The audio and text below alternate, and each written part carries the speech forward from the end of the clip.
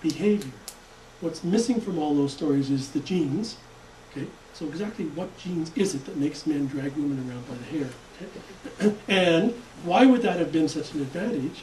So you're sort of imagining a society back 75,000 years ago when men were actually nice to women, and all of a sudden a mutation happened and they started being bastards. Okay? What was the advantage of that? But they don't take those steps, they don't do those kinds of explanations because they don't really understand what's supposed to happen if you're proposing an evolutionary explanation. So I think this whole field of evolutionary psychology, my own personal opinion, is it's mostly garbage.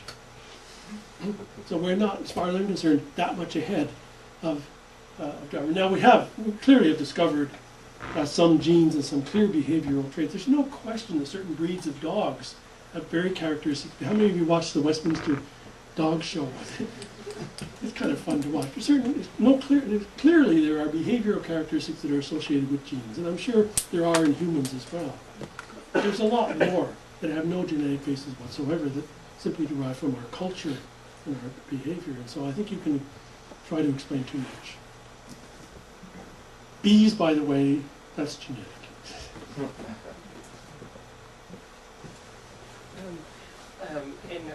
President Dawkins made a documentary called The Genius of Charles Darwin, and he did an interview with the evolutionary doctor, and he talked about the imperfections in humans as evidence for evolution. I wonder if you can comment on that.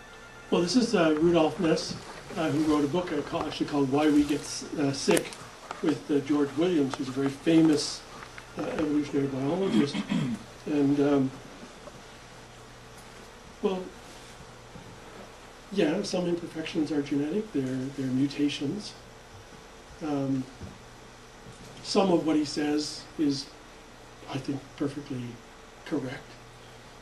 Some of what he says, if you go to my blog and you can read the debate between he and me on this particular topic, some of the things he tries to argue that the reason why there are so many dyslexics in the population today is because dyslexia was actually an advantage 20 or 30,000 years ago. It was probably good not to be able to read or concentrate. I don't follow him down that pathway. Some of the things are accurate. There. What's the latest number based on research on when modern humans emerged? How long ago? 5 or 6 million years. So 5 or 6 million years we diverged from chimps. Modern humans, that would be Homo sapiens. That's from this kind of diagram. That's about 500,000 years ago. And then there was a long period of incubation in Africa, and so some people believe that real modern humans didn't arise until 50 to 100,000 years ago and spread around the world.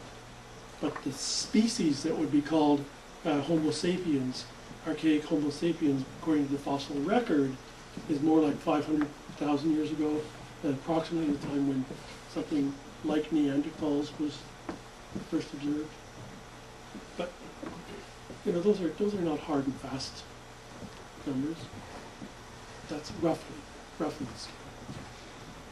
So one of Darwin's contributions was to convince everybody, because people at the time didn't understand how old the Earth was. They may be heard that it was millions of years old, but he actually spends a little bit of time thinking, think about how long a time that is. If you're thinking that this couldn't have happened, think about how long 1 million years, how long 2 million years, 5 million years. And he gives examples of, imagine that a few grains of sand are washed away from the cliffs of Dover every year. Okay? Well, long enough period of time, and there aren't going to be any more cliffs of Dover, and that sort of thing. So that the time frame was something which Darwin had to convince people of that, even though it was out there in the public consciousness, but not something which people had really truly assimilated. Yeah, I really enjoyed your talk. I Thank thought you gave a nice synopsis and just a full capture, so I really enjoyed the review, and it was well done. Thank you for that. Thank you. I have kind of two questions. Dealing with the kind of the origin of the origins, what was Darwin's thought? Okay, part of this is the material is there, but I guess kind of dealing with first cause. The origin of life? The origin of Didn't what? touch it. Didn't touch it whatsoever. And some people who might, maybe not creationists, but people maybe who have a religious viewpoint say, you know what, I can accept this theory of evolution, even as it's changed, that life will evolve in itself. But again, we'll go back to first cause and say if there's any kind of divine place, it would be at the beginning, and maybe whatever the divine source, God, would allow, therefore, creation to go forward from there. Do you know if Darwin would have any problems with that? Or would you have any problems with that? I believe in some of his correspondence, he dealt with the problem by saying, fine, if you want to believe that, it's not contrary to what I'm saying. And that, by the way, is the modern view as well. That if you want to confine your God to a first cause that started everything off, it's not in conflict with any great, huge amount of science. Okay. It turns out that there really aren't any people like that. As to Okay. as to Darwin as against Newton, there is a third contender. There are people who would say Einstein was. Who?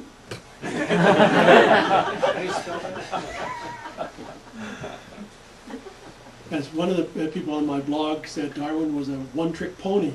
All he did was invent evolution. So I published a list of all of his books, and so he said, yeah, but Newton also did several different things.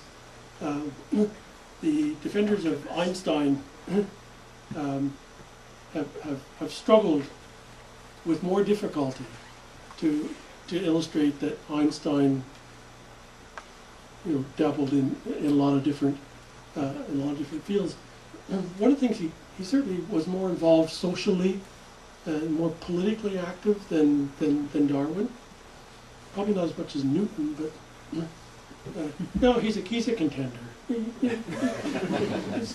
has third place pretty much locked down. With the genomes of Neanderthals slowly being built, do you expect a surprise? No. But including that, the current thinking is Neanderthals is a different species than Homo sapiens. It's not going to be a great shock to me to discover that may be a bit of an exaggeration, but not at that. I don't expect any surprises. It's amazing that we can actually do this. I went to a talk. I go to a place in the summer called Chautauqua, which is an institute that has various talks. I heard a talk about someone explaining she works on evolution in tundra, woolly mammoths and various foxes and carnivores and whatever. And she was saying, people always ask me, are we ever going to be able to sequence the genome of a woolly mammoth? And she said, let me explain why this is never going to happen. She had this long ribbon, okay? And then she cut it up into, dozens and dozens of little pieces, and threw it all over the stage, and she said, this is what the mammoth genome looks like. It's all little bits and pieces, okay? We'll never be able to sequence those and put it back together. Now it's routine. Okay, that was last summer. Okay, so she was a little bit behind the time then, but certainly a year ago, you wouldn't have been able to guess that we would be able to do that. Now that we have the technology available, that you can simultaneously sequence millions of little pieces of DNA and record the data electronically, and then you've got so many sequences you can just put them all together like a giant jigsaw puzzle and get the entire genome. You couldn't do that a few years ago. So that's why it's feasible now that you can all have your genomes sequenced for under $1,000. This is almost certainly going to happen with the technology is now available to do this. And the really important question is, do you want to know that information? Way back there, yes? I got two questions, unrelated. The first one, not So the second one is serious. Why would it help